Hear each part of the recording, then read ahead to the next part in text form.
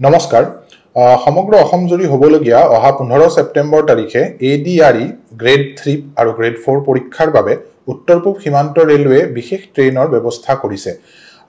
ইয়াত মুঠতে 12খন special train আৰু লগতে চলি থকা দুখন ট্ৰেইনক এক্সটেন্ড কৰা হৈছে। এই 12খন স্পেশাল ট্ৰেইনত আলিপুৰদুৱাৰৰ পৰা গুৱাহাটী, আলিপুৰদুৱাৰৰ পৰা বঙাইগাঁও, মৰিয়নিৰ পৰা নাৰেংগী, হৈবৰগাঁৱৰ পৰা গুৱাহাটী, কৰিমগঞ্জৰ পৰা শিলচৰলৈ দুখন গাড়ী, ডিব্ৰুগড়ৰ পৰা লিডো, জামিৰাৰ পৰা শিলচৰলৈ 4খন গাড়ী আৰু মুৰকংচেলেকৰ পৰা কামাখ্যালৈ এখন গাড়ী দিয়া হৈছে। লগতে বৰ্তমান চলি থকা NJPৰ পৰা বঙাইগাঁৱৰ গাড়ীখন কামাখ্যালৈকে এক্সটেন্ড কৰা হৈছে আৰু গুৱাহাটীৰ পৰা বঙাইগাঁৱৰ গাড়ীখন কোকৰাঝাৰলৈ এক্সটেন্ড কৰা হৈছে। এই ট্ৰেইনবোৰ 14 তাৰিখ গধূলি আৰু 15 তাৰিখে ৰাতিপুৱা চলিব। এই ট্ৰেইনৰ ডিটেইলড টাইম টেবল আৰু লগতে বিভিন্ন ষ্টপেজৰ কথা আমাৰ সামাজিক মাধ্যমত অলৰেডি প্ৰকাশ কৰা হৈছে। উত্তৰ-পূব সীমান্ত ৰেলৱে সকলো পৰীক্ষাৰ্থীলৈ আশা কৰিছে যে এই ৰেলৱে সুবিধাৰ ফলত তেওঁলোকৰ লাভ হ'ব।